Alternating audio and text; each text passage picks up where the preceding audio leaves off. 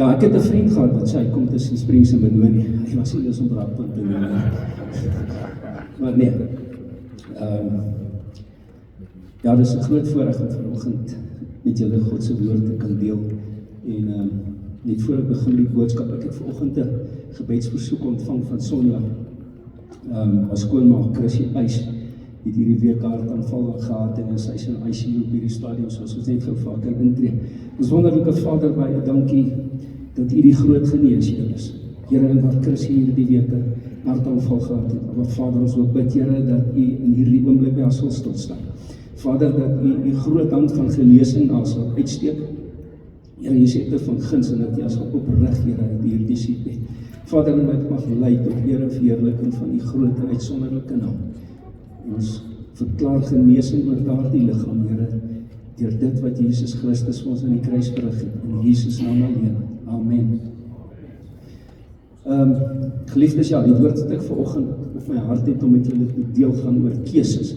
Nou, ek en jy het elke dag van ons lewens keuses, nee, en ons oefen soveel keuses uit, en van ons keuses wat ons uitoefen, dink ons nie eens nie, dit is net spontane reaksies, maar dit is toch 'n keuse wat uitgeoefen word. Nou van ons keuses het net 'n tydelike impak wat ons in die lewe maak, maar dan is daar nou ook keuses wat lewenslang impakteer, en wat selfs lewensveranderend is. En die feit is dat elke besluit wat ons neem is gebaseer op ons keuses. So, om 'n keuse te maak is om 'n besluit te neem. En die keuses wat ek en jy maak, het 'n invloed op elke een met wie ons in daardie gegewe situasie interaksie het.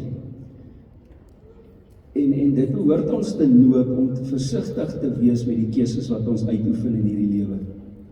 En die met wie ons dan in die interaksie het, is gewoonlik die naastes aan ons, nee.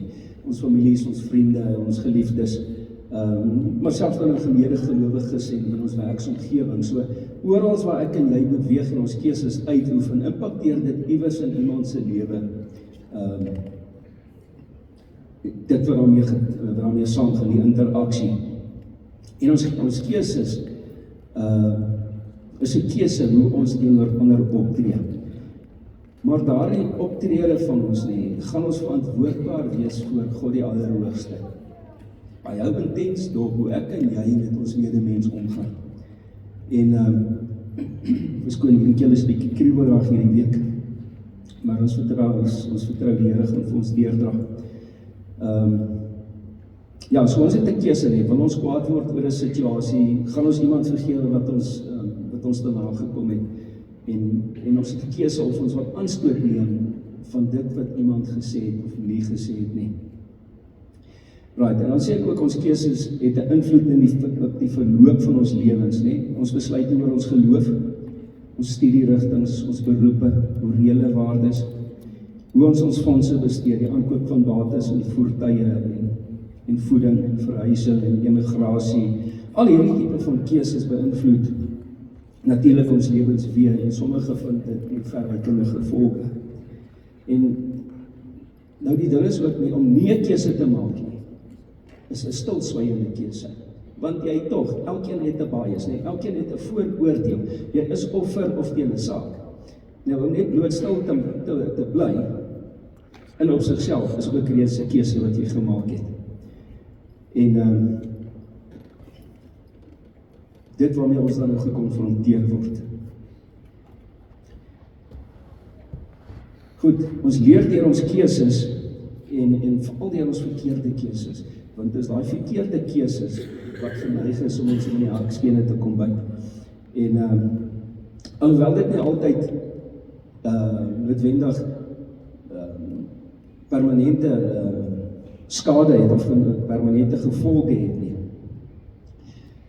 maak ons keuses tog 'n impak, en as van ons keuses wat ons maak, en ons foute wat ons gemaak het deur ons keuses, wat God later omdraai tot eer en verheerliking van sy naam, veral wanneer hy 'n mens red van dit wat jy was, en jou lewe omkeer na 'n nuwe rigting saam met Christus. Goed, saam met keuses, kom luister 'n bietjie, baie dankie Danny. Nou saam met ons keuses, gaan daar 'n vryheid om te kan kies, God is die enigste een, of vir ons as mense, ons as mense is die enigstes wat vir wie God 'n vrye wil gegee het om te kan kies. En waarom het hy ons vrye wil gegee? Sodat ons hom kan volg en sy verordeninge kan gehoorsaam en natuurlik ook uit te reik en koningskryksburgers vir hom te kan werf. Maar ook saam met hierdie vrye keuses wat God vir ons gegee het ons ook 'n verantwoordelikheid. Ons het 'n verantwoordelikheidsin, want ons gaan eendag vir elke keuse wat ek en jy uitgeoefen het, gaan ons voor God moet verantwoording doen. En wees maar bedag daarop, ons gaan tot verantwoording geroep word. Daar's niks wat ek en jy doen wat vir God net ongesiens verbygaan nie. Ek net gou hierso vinnig my punt optel. Ja, goed, so ons sal nooit altyd die regte keuses maak nie. Maar ons dank God vir sy genade. En soos ons daarna streef om elke dag beter en beter keuses te maak, dit is soos wanneer ons probeer om ook elke dag die sonde in ons lewens te kruisig en daarvan ontslae te raak.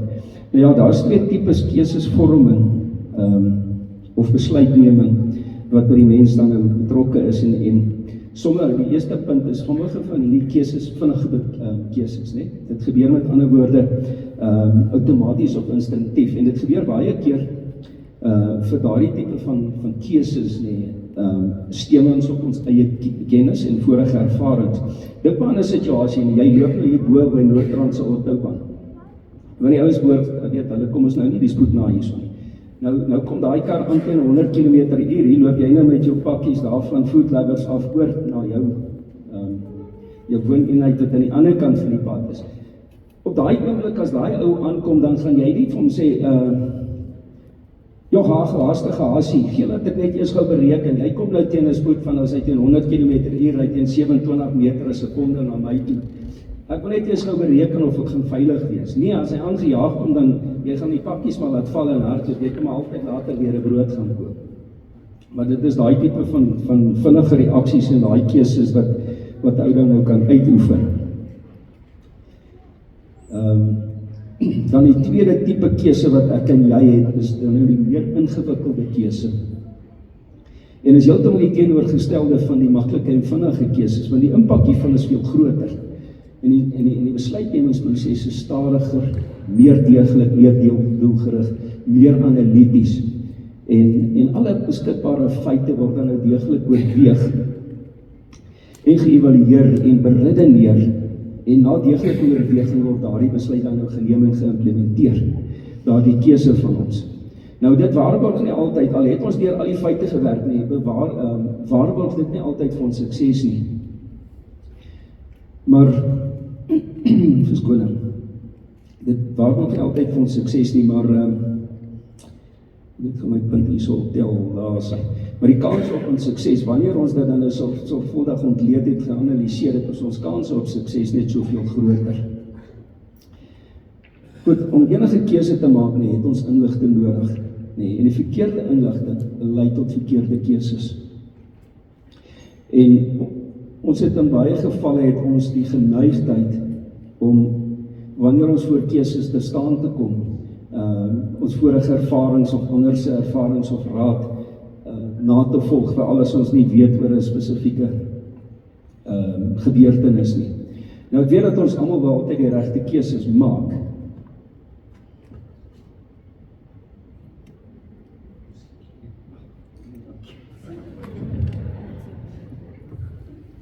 Dis nou 'n pastoor met visie.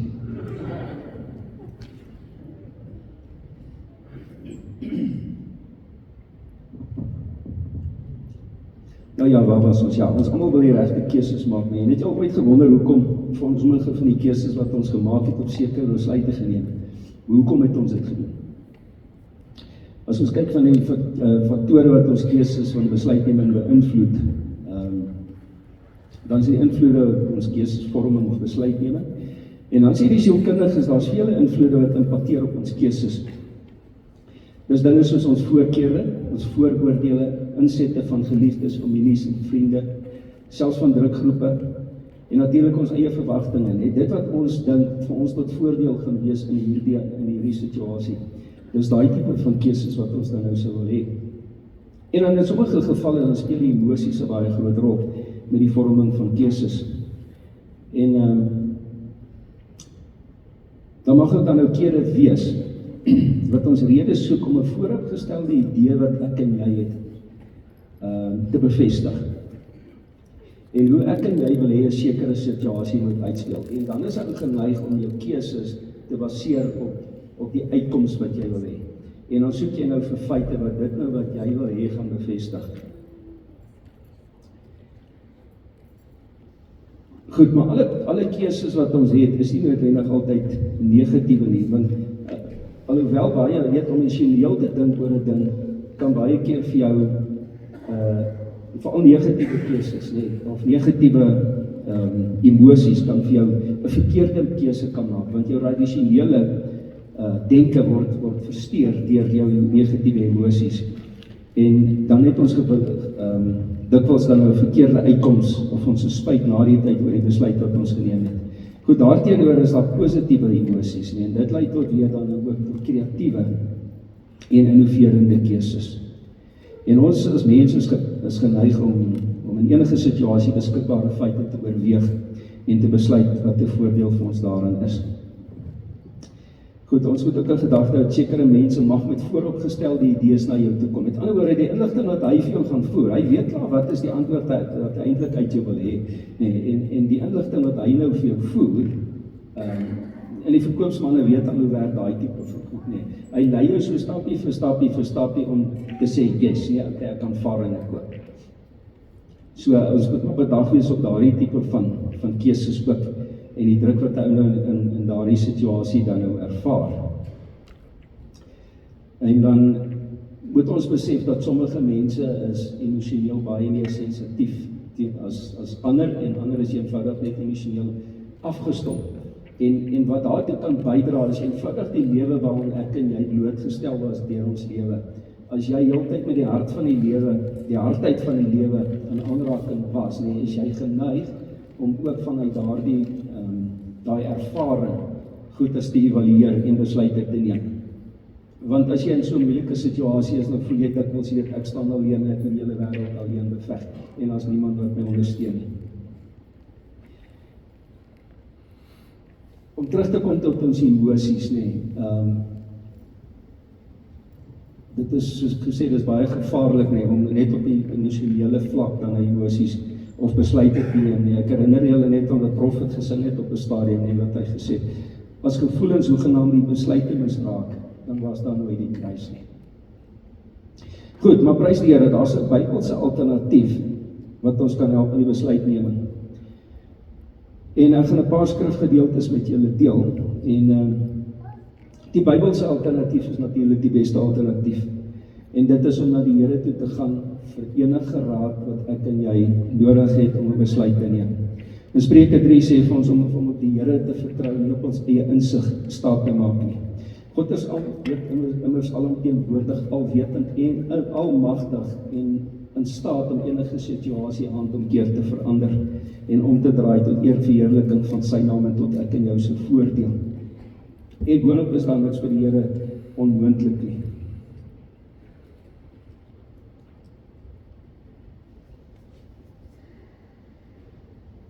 Ek gaan gou vir ons hierso lees Spreuke 3 vers 5 tot 6 in die Afrikaanse 53 vertaling van die van julle wat dit daar wil volg. Vertrou op die Here met jou hele hart en steun nie op jou eie insig nie.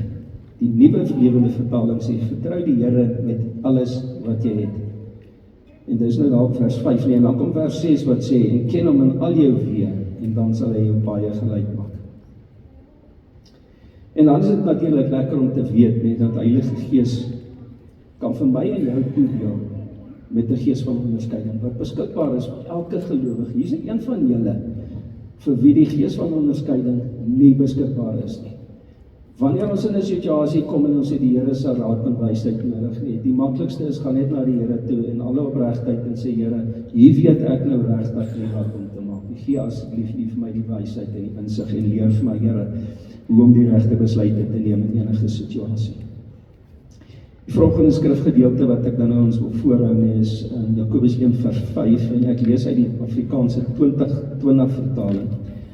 As enige iemand van julle wysheid kort kom, laat hy dit van God vra, wat aan almal gee, met almal, nie een uitgesonder nie, wat aan almal gee, sonder voorbehoud en sonder verwyte, en dit sal aan hom gegee word. Nou met al hierdie bogenoemde in ag geneem, en ons kyk na die mense vrye wil, hierdie vrye wil gee ons die vermoë om te kan kies, en daai keuses wat ek al voorheen genoem het, dit impakteer ons lewens weer. Nou, ons kan kies tussen geregtigheid en sonde, ons kan kies tussen reg en verkeerd, gehoorsaamheid en ongehoorsaamheid, tussen aanvaar en verwerp, lewe van goeie vrug en 'n lewe van slegte vrug. Al hierdie tipe van keuses het ons wat ons elke dag kan uitoefen, of kan uitleef. Volgende tekstgedeelte wat ek wil voorhou is Johannes 15 vers 16, en dan lees ek uit die boodskap uit. En hier sê die Here, julle het my nie gekies nie, dit was ek wat julle gekies het. So self God het keuses wat hy uitoefen terwyl van ek en jou. Dis ek wat julle uitgekies het, en ek het julle met 'n doel gekies. En daardie doel is, julle moet 'n vrugbare lewe vir God gaan leef. Ja, julle moet 'n permanente verskil in hierdie wêreld gaan maak. Vra God om julle daarmee te help, en hy sal dit doen. Hier in hierdie versie ook verborge is ons opdrag om uit te gaan en disippels te gaan maak. En ek glo julle gaan dit snap. Die eerste voorval van 'n keuse wat voorgekom het in die woord was Adam en Eva. Toe hulle daar in die tuin van Eden was en God vir hulle gesê het van hierdie boom mag julle nie eet nie. Hulle het 'n keuse gehad, is of hulle gaan aan God gehoorsaam wees en nie van daai boom eet nie, of hulle gaan, wat toe nou wel gebeur het, die verkeerde keuse maak, wel van die boom eet. En ons weet tot vandag word ek en jy beïnvloed deur die verkeerde keuse wat Adam en Eva uitgeoefen het in die paradys. En dit het op vandag steeds impak in my en jou lewe.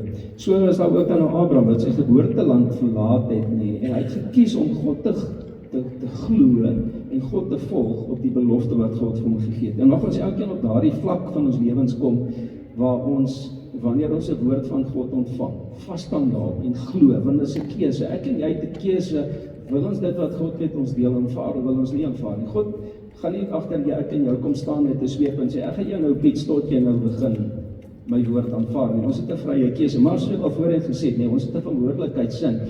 Dit waarmee God ons toevertrou, gaan hy ook van 'n verantwoordelikheid van ons vereis. Goed, so is daar dan ook verskeie figure in die woord wat keuses moet maak. Nou ja, sommige van hulle goed en sommige van hulle sleg. Maar ek gaan nou nie verder op dit ingaan nie. En dan ons keuses en die gevolge.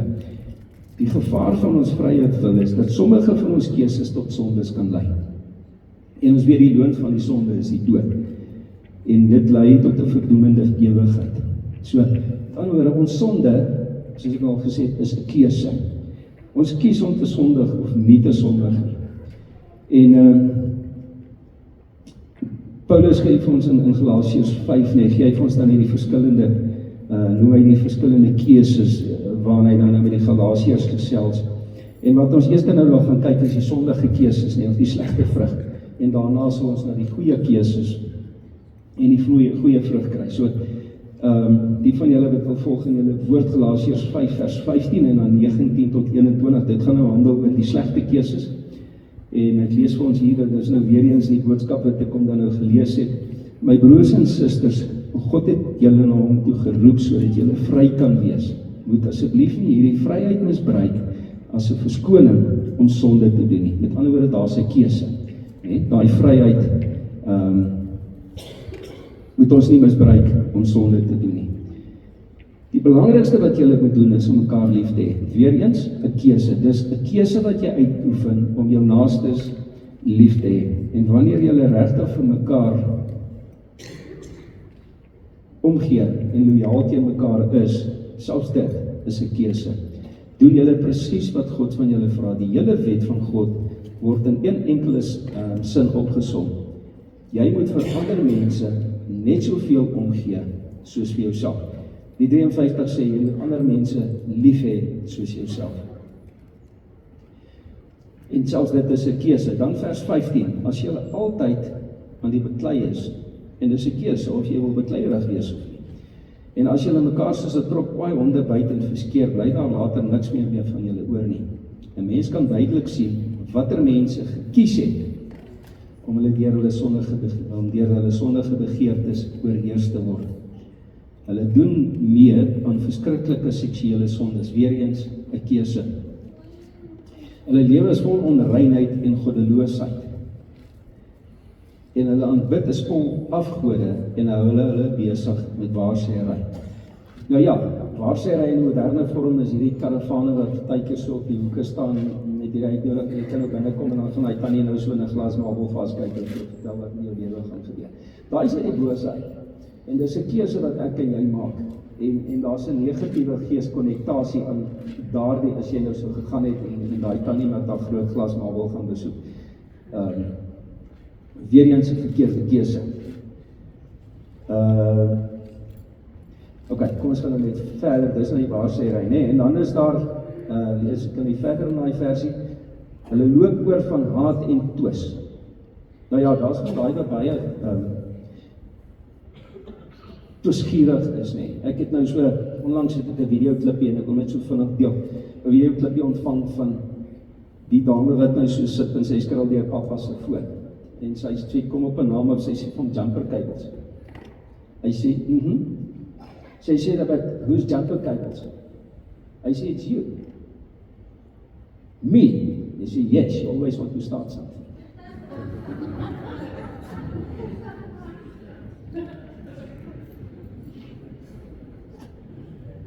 Kom ons gaan verder.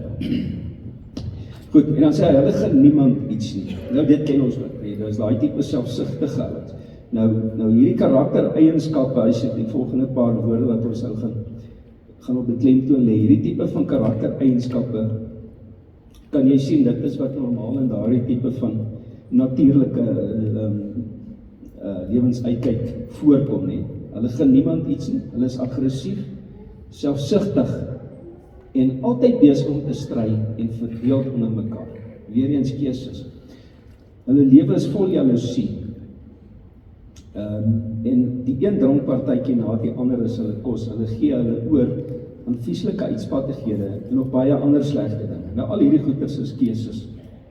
En ek waarsku julle soos ek al tevore gewaarsku het, om nie soos hierdie mense te lewe nie.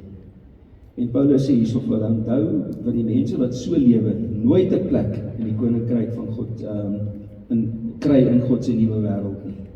Aan die ander kant kan 'n mens duidelik sien watter mense se lewe deur die Heilige Gees beheer word. Nou hiervoor gaan ons voorbeeld wat ek van gepraat het oor die lewe wat deur die Heilige Gees beheer word en die goeie keuses, die goeie vrug wat daarmee saamgaan, soos apostel Paulus dan ook in die Galasiërs hiervore.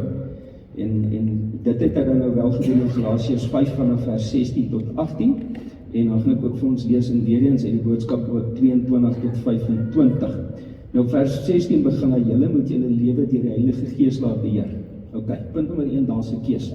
Ek en jy het 'n keuse of ons wil toelaat dat die Heilige Gees inspraak lewer in ons lewe en ons lewe vir ons beheer. Wat natuurlik die beste keuse is, uit die sondige aard van die mens, as jy geneig om altyd die leiding van die Heilige Gees te wil weerstaan. En mag die Here vir ons help dat ons op 'n punt kom waar ek en jy kan sê, Here, ek gee totaal en al oor. Ons gaan nou nog daarby uitkom. Ok, hy laat hy aan die stuur staan van alles wat jy dink, doen en sê. Met ander woorde, ek en jy het 'n keuse om oor te gee. En dan sal die sonde julle nooit onderkry. Wat 'n goeie belofte uit God se woord. As ek en jy toelaat dat dit wat ek en jy dink, doen en sê, as ons dit aan die Heilige Gees oorlaat, dan gaan die sonde nooit vir ons onderkry. Vers 17. Onthou, sondige begeertes is 'n vyand van die Heilige Gees, maar ook die omgekeerde is ook waar. Die Heilige Gees is 'n vyand van elke sondige begeerte. Daarom kan julle nie een dag aan julle sondige begeertes toegee en die volgende dag aan die kant van die Gees probeer staan nie. En wanneer dit by sondes kom, is ons mos geneig om te sê, ek wil hierdie ding nog net een keer doen. Ek gaan net vanaand die laaste keer gaan ek saam met die manne kuier, nee, en ek gaan vanaand die laaste dop kry. En so hou dit ons nou aan, nee, ons is geneig om daai stap van oorgawe uit te stel. En net so, te kyk of ons maar 'n bietjie die border kan skuif, en dalk net so voor die klokluid vir eindtyd kan inkom. Maar die gevaar met dit is, nee, ons weet nooit wanneer is die klok van eindtyd nie, en ons kan hom mis. Ek gaan my punt optel hierso. Ja, dan sê hy, julle kan nie leef soos julle wil nie. En dan vers 18, as julle lewe deur die Heilige Gees beheer word, hoef julle nie meer al die reëls en die voorskrifte van die wet te gehoorsaam nie. En dan sê hy in vers 22, net soos 'n boom wat goeie vrugte oplewer, wys hierdie mense se lewe dat hulle aan God behoort. Jy kan mos sien, nee, as jy met 'n ware kind van God te doen het, nee, die skoon leefstyl wat hulle leef, nee, en die liefde wat hulle uitstraal, en ook hoe lief die mense vir hulle is, want daar waar Jesus betrokke is, nee, verander lewens, en daar waar hy betrokke is die gesindheid heeltemal anders.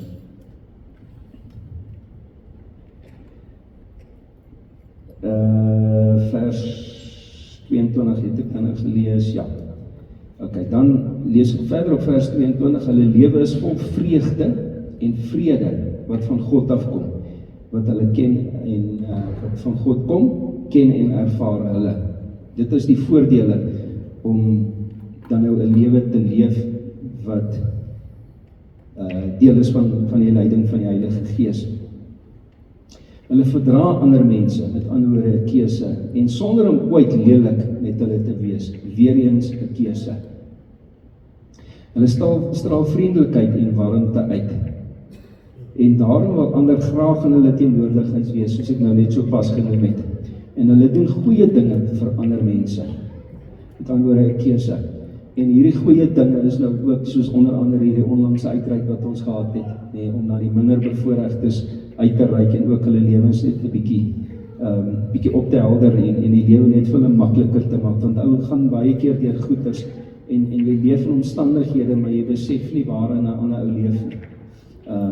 Ek het nou onlangs, as ek nou in Witrifuur gewees met my manne, en ons het in 'n gastehuis oorgeslaap, nou daai manne bly in 'n plakkershut, nee.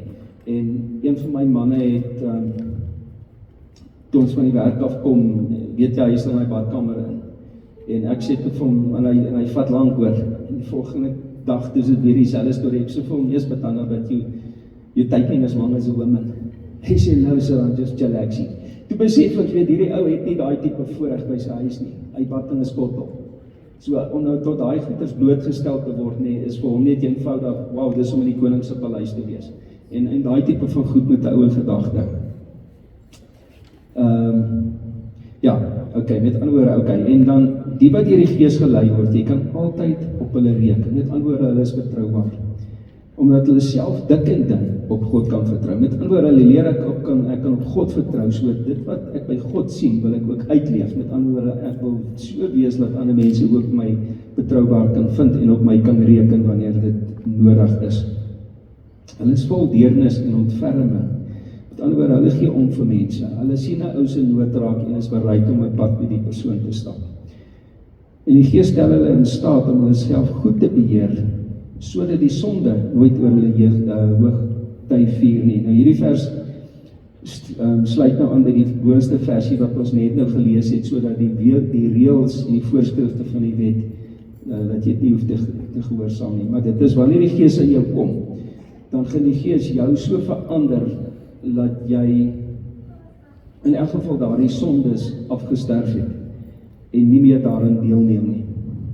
En natuurlik is die wet nie gekant teen so leefwyse nie, dis vers 23, vers 24.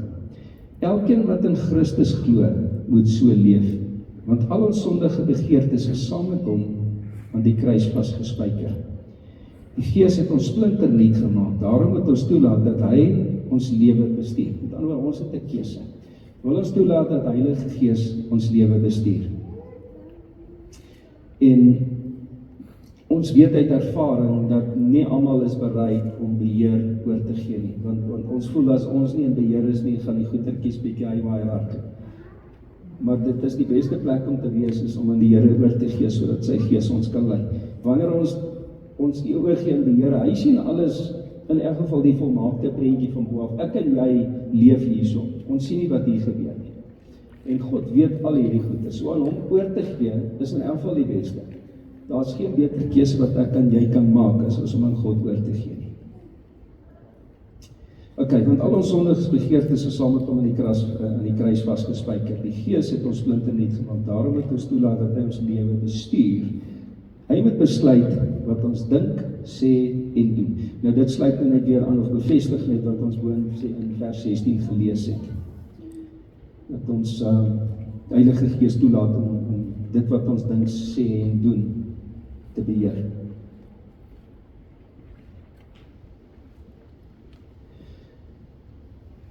Wat ek graag wil sien is dat elkeen van ons se keuses moet altyd God gerig wees.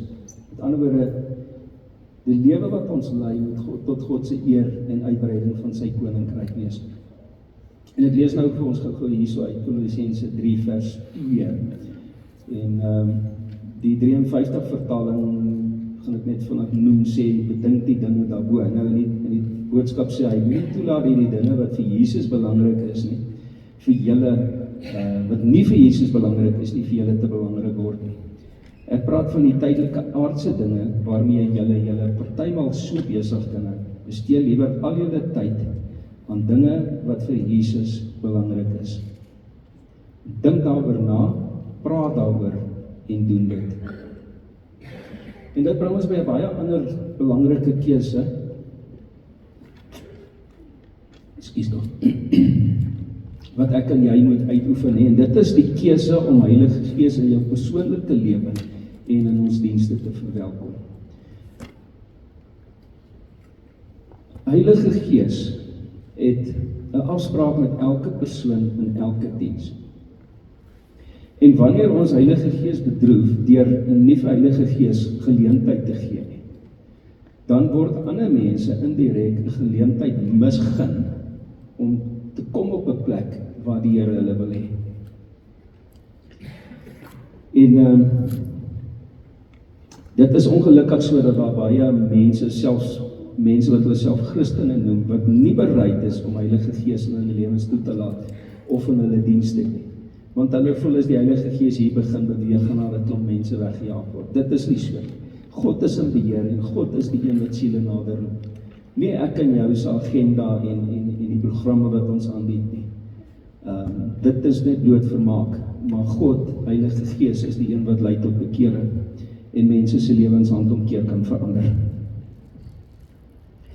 Die waarheid is dat ek en jy nie sonder die Heilige Gees se inwerking en betrokkenheid in ons lewe en kerke kan leef nie. Sonder dit het ons geen gemeenskap met God nie.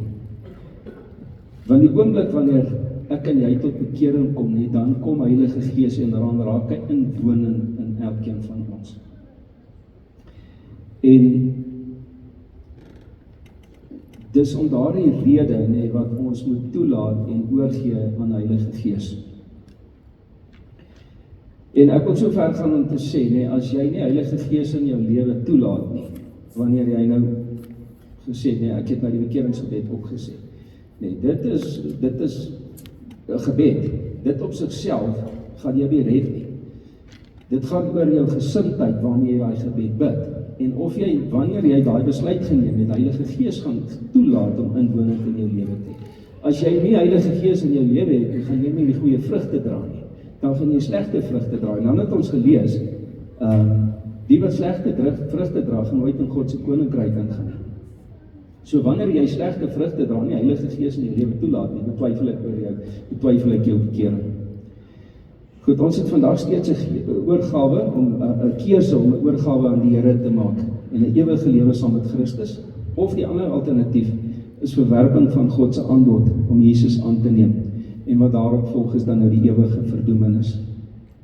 Goed, so daar's slegs twee keuses wat uiteindelik, wanneer hierdie hele bestel, hierdie lewe wat ek en jy aan blootgestel is, die lewe wat ons geleef het, daar's net twee keuses wat ons kan maak. En die een is 'n vriendskap met God en die ander een is 'n vriendskap met die wêreld.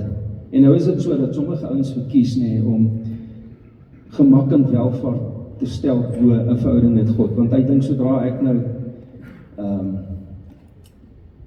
my aardse wêreld vaarwel roep, dan gaan my hele lewe uit mekaar uitval, weet so.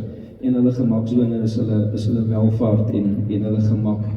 En dan is dit nou hartseer om te sien, jy weet, dat die ouens dan dit verkies bo hulle verhouding met Christus. En onthou die ryk jongman met wie Jesus Christus te doen gehad het, was op daai selfde posisie. Toe hy moes nou hoor hy moet nou van hulle die skatte van hom ontslae raak en kom en Jesus volg, het hy bedroef sy rug op Jesus gekeer.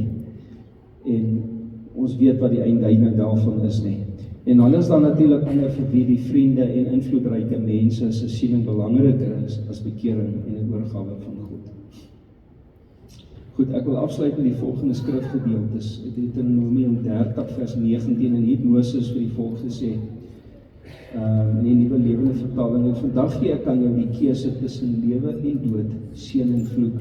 Ek roep die hemel en aarde as jou getuienis vir die keuse wat jy gaan maak. Maar mag jy tog die lewe kies, sodat jy en jou nageslag mag lewe. Nou hierdie vers, alhoewel dit in Deuteronomium al opgeteken was, is vandag nog steeds geldig. As jy 'n keuse maak vir God, jy kies tussen lewe en dood, tussen seën en vloek. En die hemel en die aarde staan as getuienis teen die keuse wat jy gemaak het. En nou weet ons, as ons vir God lewe en ons lei so 'n lewe sodat ons gesin dit ook navolg en ook hulle lewens vir God gee, dan gaan hulle ook saam met ons vir die ewigheid lewe.